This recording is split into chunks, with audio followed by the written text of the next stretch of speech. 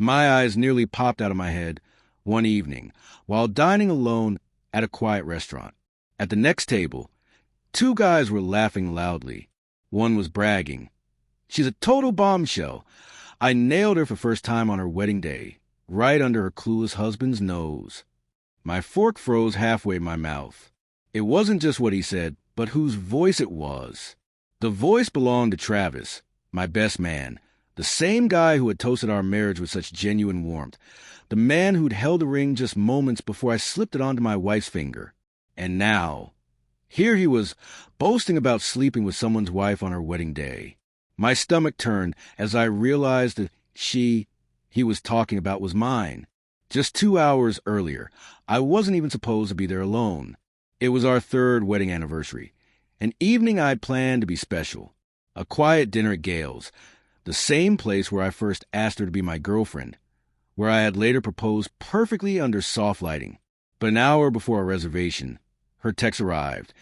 Work dumped a nightmare project on me. I can't get away. Rain check. I didn't argue. I went anyway, maybe for comfort, maybe for the wine, and asked for a quiet booth in the back, somewhere private. I never expected fate to seat me right beside the ruins of my life.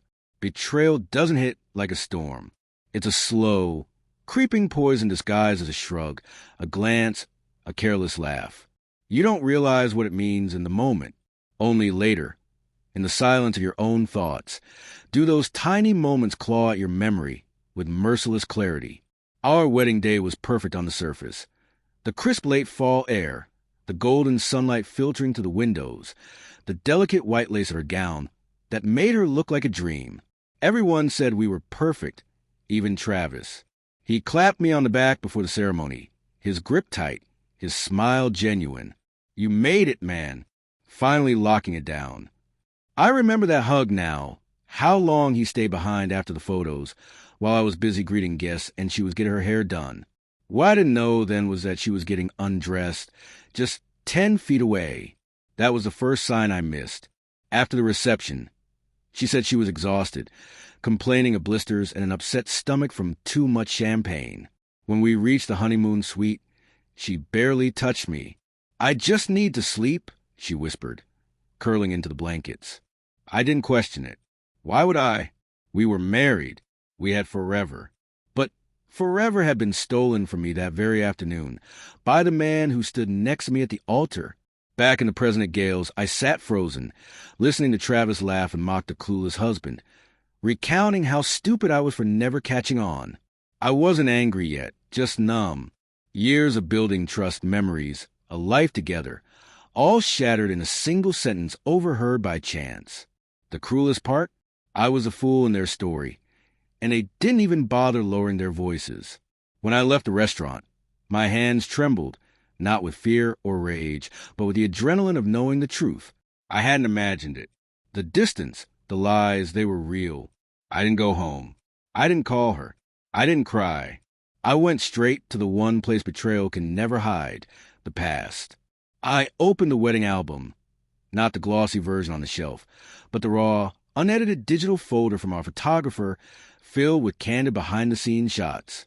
Photo 167 stopped me cold. Travis, standing too close behind her, hand resting low on her back, leaning in with a familiarity no guest should have. She was laughing, her face half turned from the camera, but something about the way they were positioned screamed intimacy. I checked the timestamp. The venue had security cameras, not inside the bridal suite, but in the hallways, loading areas, and corridors. I still had the coordinator's contact info, so I sent a polite, fabricated request for time logs for our anniversary slideshow. The reply came within hours. Travis entered the rear hallway near the bridal prep room at 2:43 p.m. and exited at 3:05 p.m. The ceremony began at 3:15 p.m., 12 minutes unaccounted for. No one had ever questioned those missing moments until now. A month after the wedding, Travis left town without a word, claiming a job offer in Denver.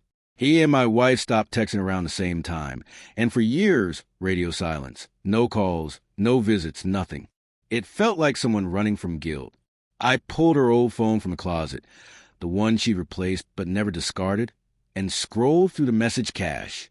Most threads were deleted, but one image remained, a blurry reflection of Travis in a hotel bathroom mirror from the day of our wedding. That's when the truth slammed into me. This wasn't a mistake or a slip. It was a deliberate, rehearsed betrayal, played out like a cruel performance while I smiled with cake on my face. That night, I stared long and hard at my reflection, not to see myself, but to say goodbye to the man who let it happen. Tomorrow, a new man would wake up, and he was ready to burn it all to the ground. They say revenge is best served cold. Mine came frozen, wrapped in courtesy, handed over like a gift, because my wife wasn't just going to lose me. She was going to lose everything she built on a foundation of lies. Step 1. Smile like nothing's wrong. The night after I found the proof, I came home with roses. Her favorite. She was on the couch, scrolling through Instagram, probably messaging one of her book club friends. "For me?" she asked, surprised. "Of course," I said, smiling gently. "I missed you last night." Guilt flickered in her eyes, the kind people show when they think they've gotten away with something.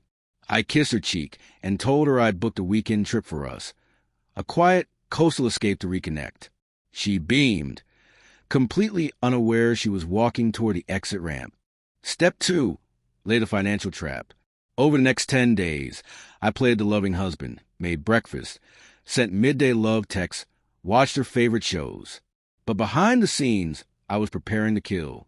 I opened a separate checking account, redirected our paychecks, took control of our shared bills, canceled joint credit cards, and gathered all legal documents she'd signed, mortgage, insurance, everything. I was building a paper trail. When ending a marriage with evidence in one hand and control in the other, you don't just file for divorce. You hand down an ultimatum they can't spin. Step 3. Bait the snake. One evening, while she showered, I left her iPad open on the kitchen counter, deliberately pulled to a random women's forum page titled, "Is it cheating if it was before the reception?" I waited upstairs. 12 minutes later, I heard her footsteps slow. "Hey, did you read this?" I asked, feigning ignorance. "What thing on the iPad?" she replied, trying to sound casual. "Nothing, just stupid stuff." She was rattled, not because I knew, but because her gut told her I might. Doubt is the best leash you can put on a liar. The final act came on our weekend getaway. A charming coastal town, a quiet Airbnb wine and sea breeze. On the last night, sitting on the deck as the sun melted into the ocean, I broke the silence. "I've been thinking," I said softly, "about us." She tilted her head. "Yeah? About trust and honesty and second chances." I pulled out a small box, not a ring, but a USB drive. "Proof," I said quietly, "of what I already know." Her face drained of color. I didn't yell. I didn't accuse. Calmly, I gave her 2 choices. 1, I file for divorce with cause, go public, and send her boss the timeline of her affair that started on our wedding day. Or 2, she walks away quietly, no fight, no claims, hands over the house keys in the car, and we never speak again. She didn't respond, just stared at the ocean, as if hoping it would swallow her whole. And I felt a peace I hadn't known in years. She didn't argue or cry, didn't scream or deny, just sat trembling, the USB untouched between us. "You don't mean all that," she whispered. "I do," I said, standing up. "But don't worry, I won't ruin you." I paused, looked her straight in the eyes. "You did that yourself." The next morning, she packed silently and left behind everything. Her car, her keys, her name on a house, and every last ounce of control she thought she had. Word spread quickly. Travis reached out. "Hey man, long time. Hope you're good. Can we talk?" I didn't reply. He sent 3 more messages, then an email. I forwarded everything to HR at his company, attaching the hotel bathroom selfie. 2 days later, an anonymous LinkedIn alert popped up. Travis was now open to work. She tried to spin it to our mutual friends, but the moment people learned Travis was involved, sympathy dried up like rain on hot pavement. Even her best friend, the one who toasted our wedding with teary eyes, messaged me. "I had no idea. She used to brag about how perfect you were." "Yeah," I replied. She just wanted a better mirror. The divorce was painless. She didn't contest it. Didn't want a legal fight or the court hearing what I had on file. She walked away with nothing but a storage unit and a name that no longer opened doors. I kept the house, the peace, and a future no longer built on sand. Travis? Rumor has it he left town quietly, embarrassed and unemployed. I hope every mirror he passes reminds him of that one photo, the one he took on my wedding day, thinking he'd won something. They always think the quiet ones break, that the loyal fold, that the kind retreat. But they forget what happens when silence turns into strategy. That's not forgiveness. That's rescission. It's been over a year now. I changed the locks, repainted the house, bought new furniture, every inch wiped clean of her ghost. The rooms feel wider, not physically, but honestly. No tension hiding under cushions, no fake laughter echoing down hallways, no lies spooning me to sleep. And I like it. I like the quiet that doesn't come with betrayal. She tried to reach out once. A simple email with a subject. I wish we could have talked before things ended. I never opened it. Not out of anger, but because I was done. Some chapters don't deserve to be reread. Some people don't deserve closure, only consequence. And Travis? Nothing but silence. No mutual friends.